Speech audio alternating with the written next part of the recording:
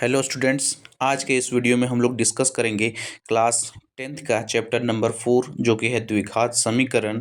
उसके important question जो हर एक साल बोर्ड के एग्ज़ाम में पूछे जाते हैं और ये क्वेश्चन 5 मार्क्स के होते हैं, इसीलिए ये बहुत ही इम्पोर्टेंट हैं। दूसरा क्वेश्चन है हमारा 3x² minus 4√3x plus 4 equal to 0। अब इसको हम लोग को सॉल्व करना है, तो इसको हम लोग कैसे सॉल्व करेंगे चलिए देखते हैं।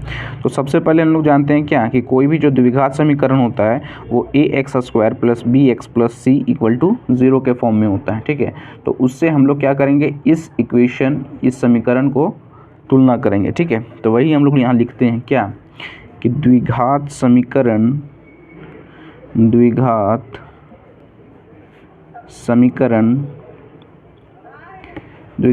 हमारा क्या हो जाएगा, ax² plus bx plus c equal to 0। तो इससे हम लोग क्या करेंगे, तुलना करेंगे। ठीक है, से तुलना करने पर ठीक है, अब देखिए ये इक्वेशन को इस इक्वेशन के साथ हम लोग तुलना करेंगे। ठीक है, तो यहाँ देखिए x² है, यहाँ भी x² है। ठीक है, और यहाँ देखिए a है और यहाँ 3 है, यानी कि a का वैल्यू हम लोग 3 बोल सकते हैं। तो यहाँ लिखेंगे क्या, a इक्वल टू 3। सेम इसी तरह यहाँ देखिए, यहाँ x है, यहाँ भी x है, तो यहाँ b का वैल्यू हम बोल सकते हैं 4√3। तो यहाँ बोल देंगे क्या, b इक्वल टू 4√3। इसके आगे देखिए, उसके बाद बच हमारा क्या गया, तो c बच गया।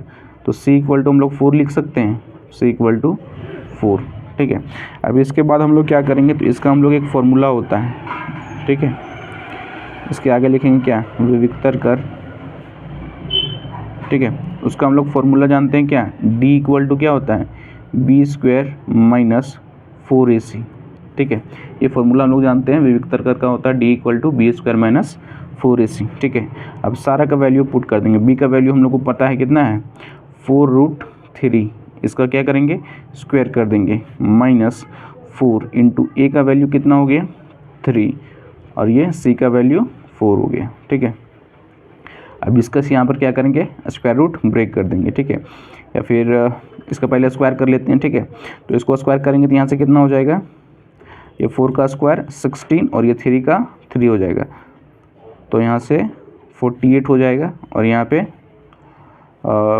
4 4 जा 16 और ये 3 18 आ गया। ठीक है, और 48 में से 48 चला जाएगा तो 0 आ जाएगा। ठीक है, यानी हमारा क्या आ गया, सिंस d इक्वल टू 0। ठीक है, तो जब हमारा d इक्वल टू 0 हो गया, ठीक है, तो यहाँ पर जो मूल निकलेगा वो क्या होगा, वास्तविक और बराबर होगा। ठीक है, क्योंकि यहाँ d इक्वल टू 0 आ गया। ठीक है, तो उसी को हम लोग लिखेंगे क्या कि दी गई समीकरण के मूल वास्तविक और बराबर हैं,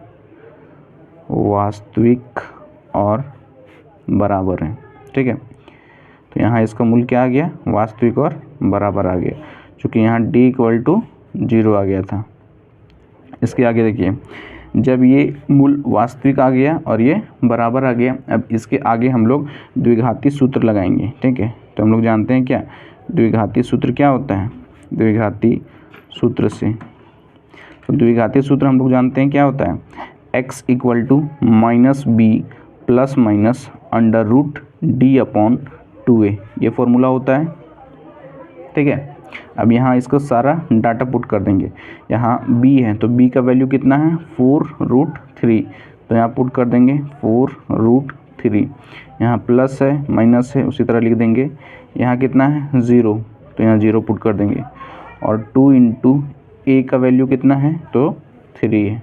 ठीक है, अब इसके आगे यहाँ से सॉल्व करेंगे तो कितना हो जाएगा, 4 माइनस का 4√3/6 हो जाएगा। ठीक है, अब इसके आगे सॉल्व करेंगे तो ये हमारा हो जाएगा,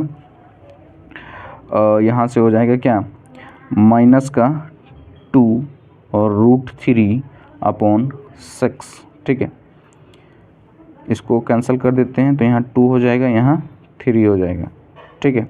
और इसको भी कैंसिल कर देंगे तो यहाँ से कितना हो जाएगा, ये √3 हो जाएगा, ठीक है। यानी ओवरऑल हमारा कितना बचा यहाँ से, ये बच जाएगा 2/√3, ठीक है। ये 2/√3 हो जाएगा। अब हम लोग जानते हैं क्या कि जो द्विघात समीकरण होता है उसका 2 मूल निकलता है, ठीक है। अगर जिसका पावर 2 है, ठीक है, चूँकि द्विघात समीकरण में पावर 2 होता है तो उसका 2 रूट निकलेगा, और अगर 3 रहता तो उसका 3 रूट निकलता, ठीक है। तो एक ये और एक ये हो जाएगा, ठीक। तो इसी तरह हम लोग इसका आंसर लाएंगे, ठीक है। लास्ट में हम लोग लिख देंगे क्या कि दिया गया समीकरण के 2 बराबर मूल 2/√3 और 2/√3 है, ठीक है।